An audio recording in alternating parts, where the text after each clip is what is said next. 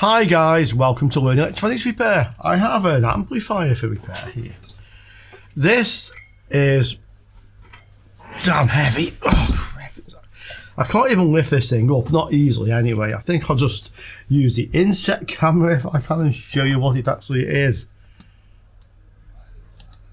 Yeah, try the instruments camera. There we go. This has 4 inputs and 4 outputs. It's a quad channel amplifier. Each channel is 800 watts or MS, proper real watts, not Chinese watts. And it's stupidly heavy. The model, you can see it kind of upside down there, Musicson, yeah, Musicson. What is it? P-804. So that's what we actually have on the bench today. And I have to repair it if I can. It looks like, but it's just a look. So we have some very large capacitors under here, electrolytic capacitors, probably quite high voltage ones. Maybe 100 volts each side, something like that. You can see we have 4 output channels, so 1, 2, 3, 4.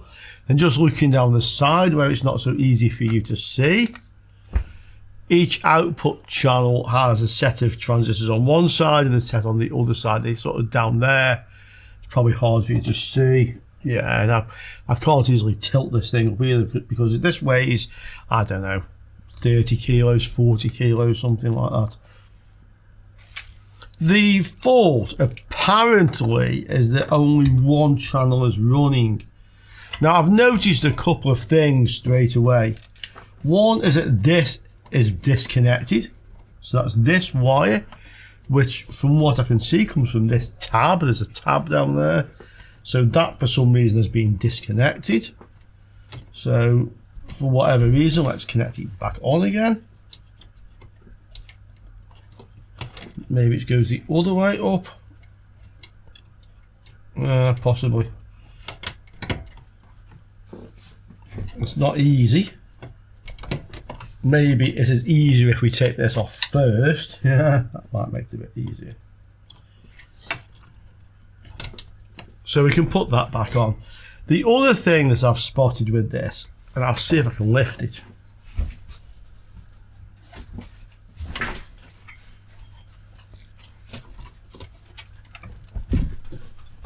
No, I can't, not easily. Okay. On the front of this, back down here again, there are 2 thermal trips. This one mains protect, and this one is broken. That's jumped out, it won't stay in. I'd have to assume that is faulty. So that may just literally mean that one set of channels, C and D, is just not powered up. So that may be why 2 of the channels are not working, although that's a fairly obvious reason. It seems a bit strange. But if that is the case, then let's see, does this switch even work? You know what? I don't think that switch even works. That switch works. Okay, so this switch works, but the trip is broken, and this switch doesn't even work. Okay, so that's the first thing we have wrong with this. Having said that, the switch that doesn't seem to work seems to be stuck possibly in the on position. Okay. So I think the first thing we should do with this is let's have a look for some shorts across these capacitors. Obviously they will charge up, so they'll read like they're short at first.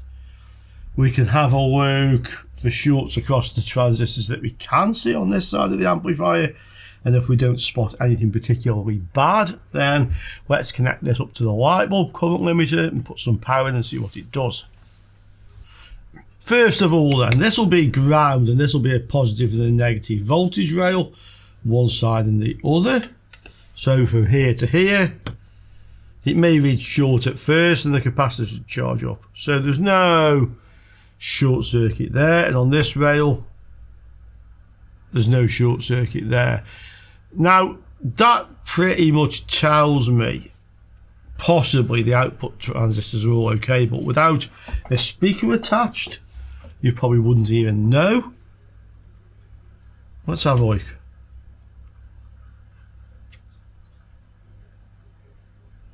Well, in actual fact, this is reading short. That's not good. How about this one?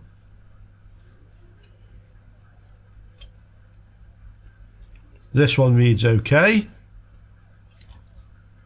These will be in parallel, so they'll read the same. So that channel appears to have short circuit transistors. How about this one? Well, we just have the thing with the capacitors charging up. That's high resistance.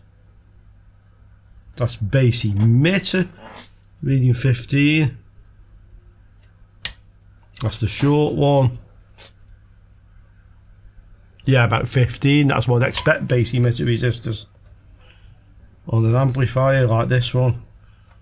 So that reads okay. And this one, 15.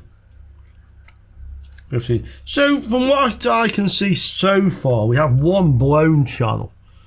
Maybe he said that 3 channels are working and 1 isn't. It was my wife who took this in from the guy. He only speaks Spanish, no English at all. I can't deal with him, but maybe she does understand some Spanish also. Maybe she misunderstood and he was saying actually 3 channels are good, 1 channel is bad. That's how it looks. So there's no point trying to power this up. We obviously have short circuits on this channel. So I think the obvious thing to do now is to take these 2 channels out. We'll have 1 good one, hopefully, and 1 bad one, and then we can make some tests. Well, this looks relatively easy to dismantle so far. There were 4 small screws in the bottom, 2 going to each heatsink, and now this all appears to be loose. Okay.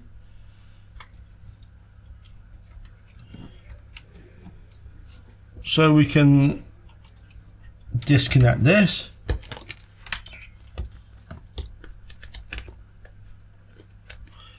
I'm just going to check, by the way, but I should know that there's no voltage in this thing. I mean, it's been sitting here for several days, so you would think there wouldn't be, especially with a short. Yeah. So this looks like it's held on by a couple of bolts.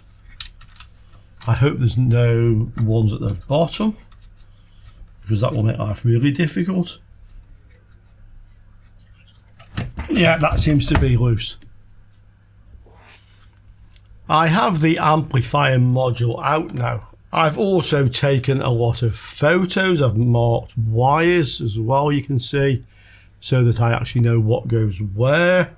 You can see coloured stripes on things and such like, just different markings, so that I basically know how to reassemble this. Yeah, I suggest you do something like that, guys, because it's so easy to forget what goes where. Yeah,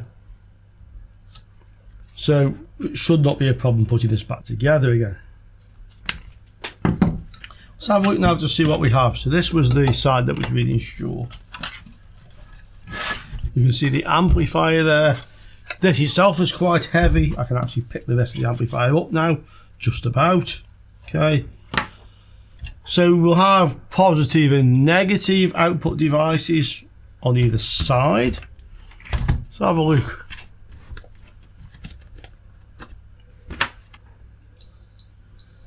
Short. Okay.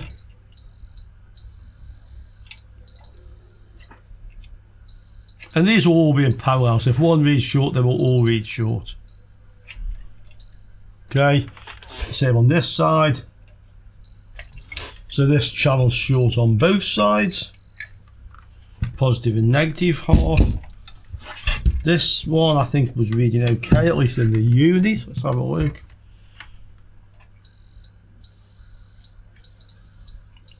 Yeah, that's the base emitter resistor. And then let's just go into diode mode. Probably a bit hard to read in circuits, but diode, that's the base emitter.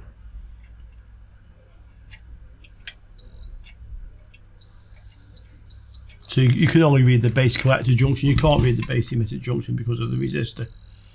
Okay.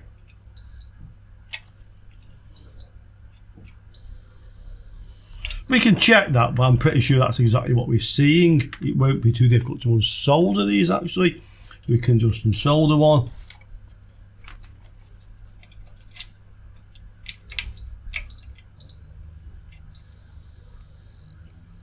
Okay.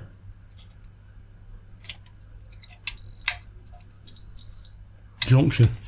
Let's assume this one is okay. We know this one is faulty, so let's get this PCB off and have a look at what we have.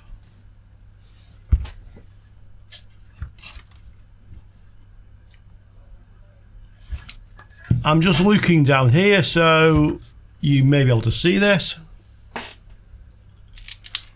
The output devices there are bolted to the heatsink.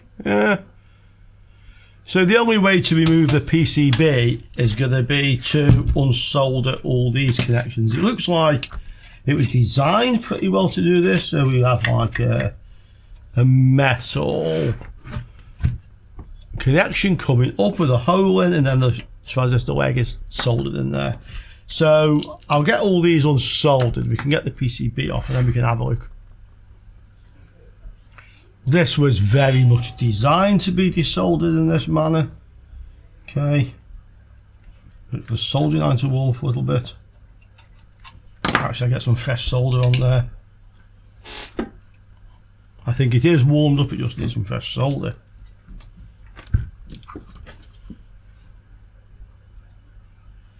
Yeah.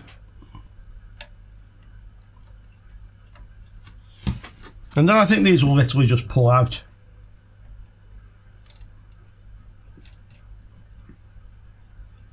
Oh, in fact, it looks like the whole thing's come off, actually. It looks like effectively the whole tab came out of the board. I'm not sure it was meant to do that.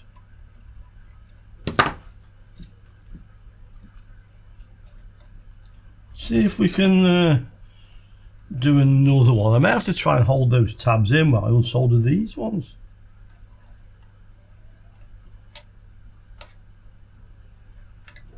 Yeah, that one came off okay.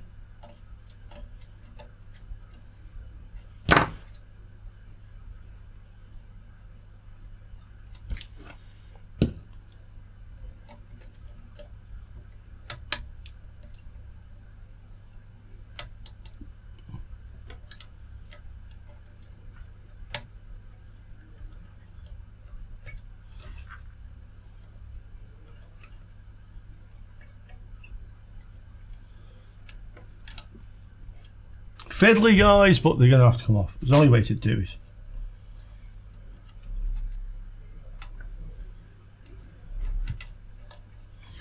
I could go with the technique that I know these are short, so cut the legs off here anyway. Let's just try. Got some heat in. Yeah, pull it out. Okay, so obviously really get a bit of heat in first, then grab it with the long nose pliers, otherwise you just act as a heat sink. Heat it. Take it out. Again, this time the tab actually came out with it. There. So I'll take them off as best I can. Any of the tabs has come out, I'll just have to slip them back into the board. Possibly solder braid would help actually. We can try on one of them. See whether this actually helps us.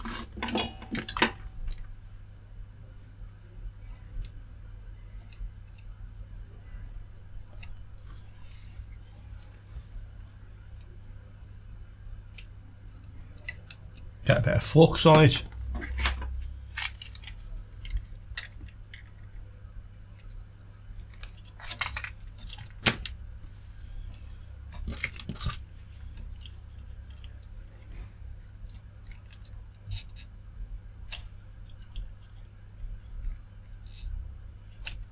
I'm not totally sure how helpful that is actually going to be.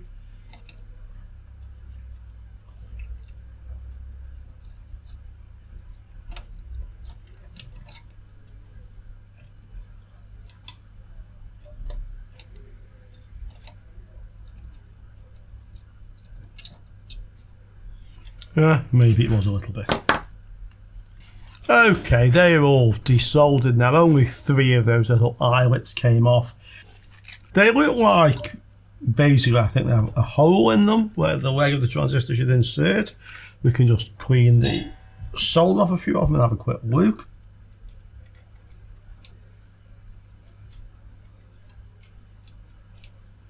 Yeah, so you can see there's like a hole there, so we'll have to clean them all to put the transistors back in again.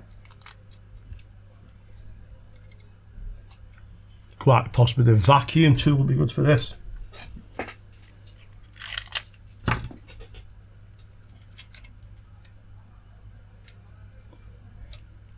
Okay, you see 3 of them there. And the 3 that came off, once we get the PCB off, they'll be quite easy to refit. So it's a matter now of just removing the PCB, which seems to be held on with 4 of these pins, basically.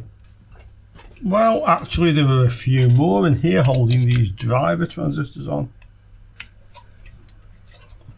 So this is coming loose now. This is quite a handy design, actually, because it's easy to desolder these devices.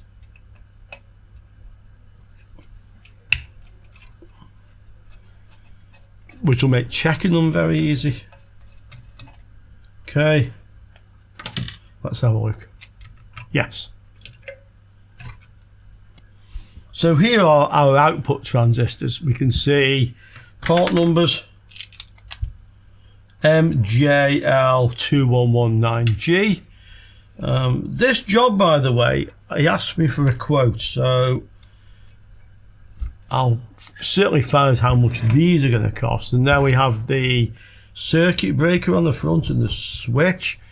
But I think once we figure out the problem with this channel, we should be able to power the amplifier up then with at least 2 other channels fitted, probably with 3 actually. I'll probably just leave the PCB off this one. And then we can power it up with the 3 remaining channels and test if they're working. Okay. I think that sounds like a plan. And notice underneath there's like this pad here which is stuck onto the back of this transistor. Okay.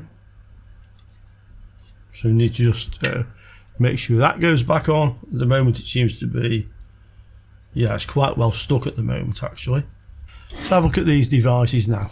So these will be complementary devices. We know these ones are MJL2119G. Looks like possibly a Motorola sign.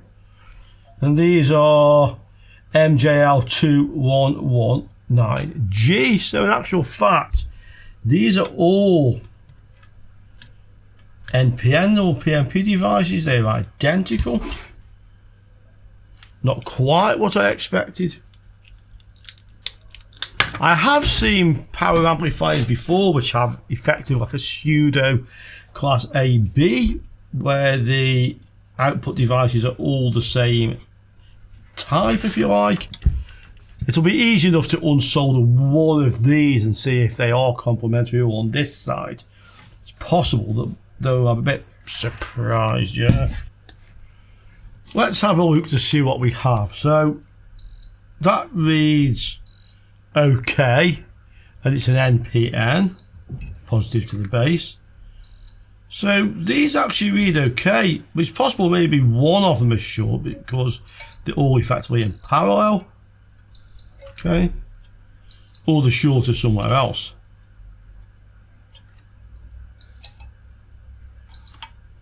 Bend that up a little bit.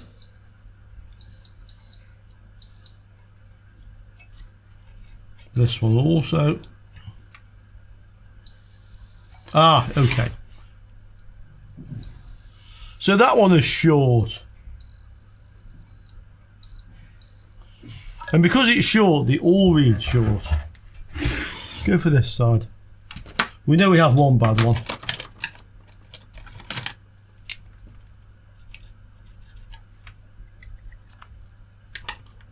How's this one read?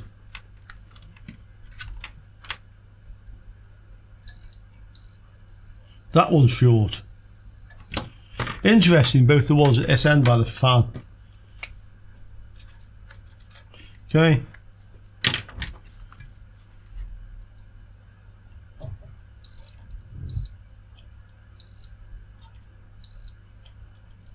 That one reads okay.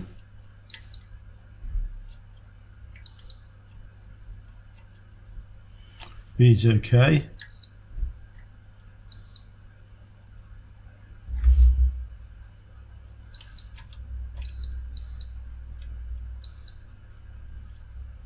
Reads okay. So these two at this end read short, and they're the same device as all the other ones. They're all NPN. I'm just a bit interested to know what these are. So I'm not going to unsolder them all. I'll see if I can actually look down behind it, but I possibly can't. I think these are different devices. I could do with unsoldering just one of them at least. And try not to unsolder the tabs, otherwise I'll have to take the whole thing apart.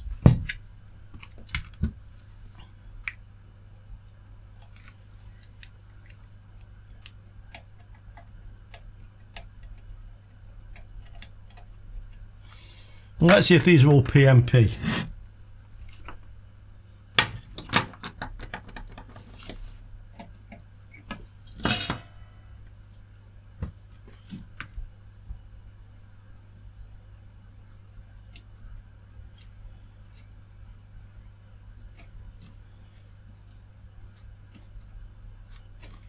See if this one will come out.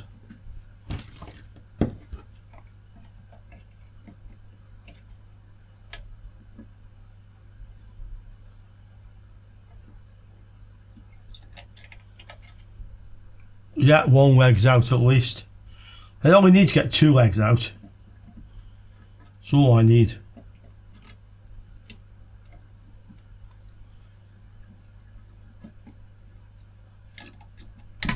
Yeah, that'll do nicely.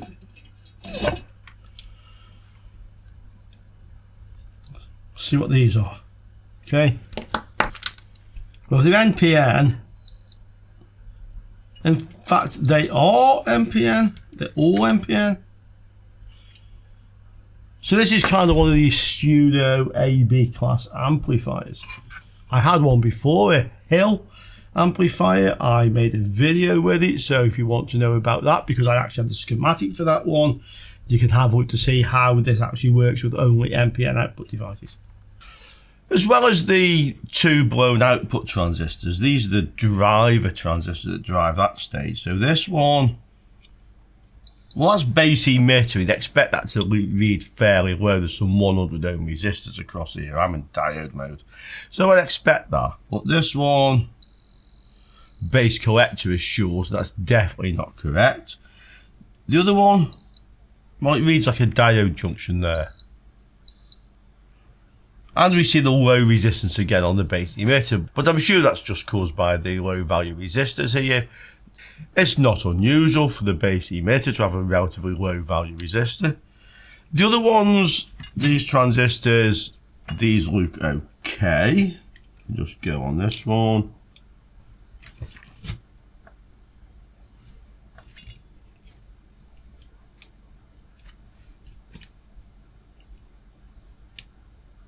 They're not short at least. I think this one's a PNP. Let me have a look. Yeah, it looks like a PNP transistor. The same with this one. Black on the base. This is probably an NPN transistor. Go the other way around. Yeah, NPN and PNP, and they look okay. So we have a blown driver transistor. Now I don't have the TIP50, so I have to order some of those. But what I'm more concerned about is the output transistors, the blown ones. I had a look to see if I can order some, and I'll show you what I found. You can see here the original ones. They have this M symbol on. I'm not sure that's Motorola, it could well be. But when I look to buy replacement ones of these, and bear in mind I would probably place all of them on the amplifier. I would probably get all set of 10 for the simple reason they're probably matched to each other. But this is what I'm finding. So we have these. This is on semiconductor, or is it a copy of an on semiconductor? So we have the same part number basically, but with a G at the end. And that's the closest I can find. I can't find like the original brand ones. It even appears when people on AliExpress have searched for this, you also search for the word genuine on. I'm thinking these are an obsolete transistor that people are searching for because they find them in old amplifiers which are worth repairing but struggling to get the parts. So I have quite a suspicion in this case I may not get original parts and I may not get usable parts either. So I've actually had a word with the owner of this amplifier to ask him what he wants me to do with it. Replacing all the transistors with this type, well, you're talking €2 for a pair of them. So you're talking €25, sorry, for a whole set, plus a bit of postage, plus my repair work. So you're probably getting like €100 bill for this or something like that. And I have no guarantee this is going to work with these other parts in. Plus there could be other problems. I've traced the problem at least back to the driver, so that's the TIP50s I also need. And the owner actually said to me, I have some of those transistors, used ones. So what he's telling me is he has some of these which are pulls from another amplifier, scrap one. So that's about as far as we're going to get with that one today, guys. I'll wait till the guy comes in and we'll see what he has, see if they're any good. If he brings them, once the other transistors turn up, which I will order, but I'm not ordering until he does bring them in, it just doesn't seem any point, then we'll find out if we can fix this one.